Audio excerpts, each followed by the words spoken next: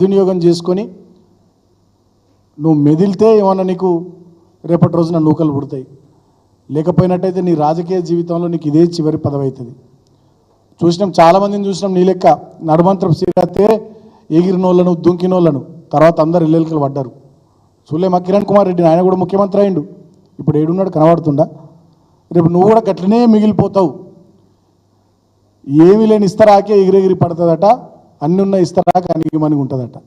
ఇవాళ మా హరీష్ గారు, మా నాయకులు పద్ధతిగా హుందాగా ప్రజల పక్షాన పనిచేస్తూ ప్రజల కోసం ప్రధాన ప్రతిపక్షంగా పోరాటం చేస్తూ ప్రజా సమస్యల మీద మాట్లాడుతుంటే అసెంబ్లీ వేదికగా కానీ బయట కానీ నువ్వు ఓర్వలేకపోతున్నావు. నీకు దమ్ముంటే, చిత్తశుద్ధి ఉంటే, నీకంత రేషం రోషం పౌరుషం ఉంటే పనిలో చూపెట్టవా? నువ్వు ఇచ్చిన హామీలు నిలబెట్టుకోవడంలో చూపెట్టు, తెలంగాణను ఇంకా గొప్ప తీర్చిదిద్దడంలో చూపెట్టు, ఇంకా మాకన్నా 2 ప్రాజెక్టులు ఎక్కువ కట్టడంలో చూపెట్టు. మేము 1000కి పైగా గురుకులాలు పెట్టినాం, నువ్వు ఇంకొక 500 గురుకులాలు పెట్టు.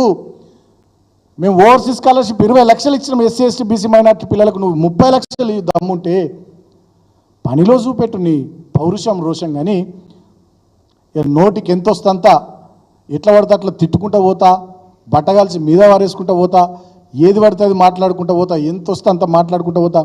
గిట్లనే చిల్లరగా మొరిగి మాట్లాడి అబద్ధాలను ఊకే చెప్పి ఏదో తెలంగాణ ప్రజల మనసుల్ని కొద్దిగా డైవర్ట్ చేయడం ద్వారా ఏదో ఇవాళ కాంగ్రెస్ పార్టీకి ఇక్కడ అవకాశం వచ్చింది కాబట్టి ఇదే ధోరణితో నేను ముందుకు పోతే ఇంకా ముందుకు పోతాను నువ్వు అనుకుంటున్నావు.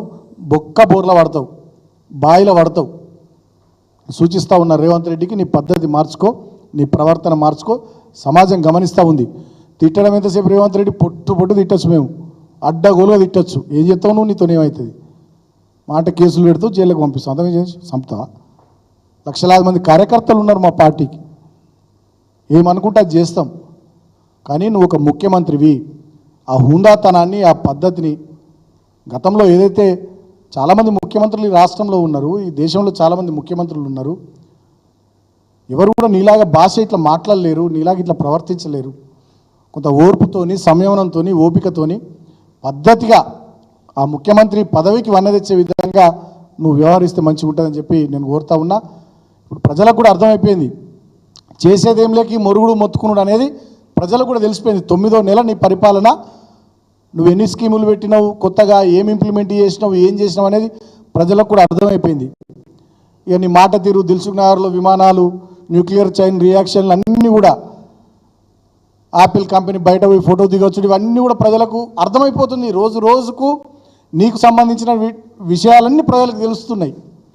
రోజుకి ఇంకా ప్రజలకు అన్ని విషయాలు ప్రస్ఫుటంగా కళ్ళ ముందర కనబడుతూ ఉన్నాయి. కాబట్టి ఇక నువ్వు ఇటువంటి అటెన్షన్ డైవర్షన్ పాలిటిక్స్ ఎన్ని చేసినా కూడా ప్రజలు ఇష్టపడరు. సో ఇప్పటికైనా పద్ధతి మార్చుకొని హుందాగా ప్రవర్తించాలని చెప్పి, ఎందుకంటే ఇది నీ వ్యక్తిగతమైనటువంటి పదవి కాదు, ముఖ్యమంత్రి పదవి. తెలంగాణ రాష్ట్రానికి నువ్వు ముఖ్యమంత్రి. కొత్తగా ఏర్పడ్డటువంటి ఈ రాష్ట్రంలో ఎన్నో ఆశల ఆకాంక్షలతో ప్రజలు మాకు 2 టర్ముల అవకాశం ఇస్తే కేసీఆర్ గారి నాయకత్వంలో బ్రహ్మాండంగా మేము పనిచేసినాం, హుందాగా మెదిలినాం. మీరు కూడా ఇప్పుడు అట్లా మెదలండి, మంచిగా పని చేయండి, పేరు తెచ్చుకోండి. తప్ప ఈ రకంగా చిల్లర మల్లరగా వ్యవహారం చేస్తే డెఫినెట్గా ఇక మీకు ఇదే చివరి పదవి అవుతుంది. నేను చెప్తా ఉన్నా, నీళ్ళకి ఎగిరినోళ్ళు దుంకినోళ్ళు అందరూ కూడా బొక్కబోర్ల పడ్డారు. నీకు ఆ గతి పట్టేటటువంటి పరిస్థితి కనబడతా ఉన్నది. తస్మాత్ జాగ్రత్త సుమా అని చెప్పి నేను ముఖ్యమంత్రి రేవంత్ రెడ్డిని హెచ్చరిస్తూ ఉన్నా. Thank you.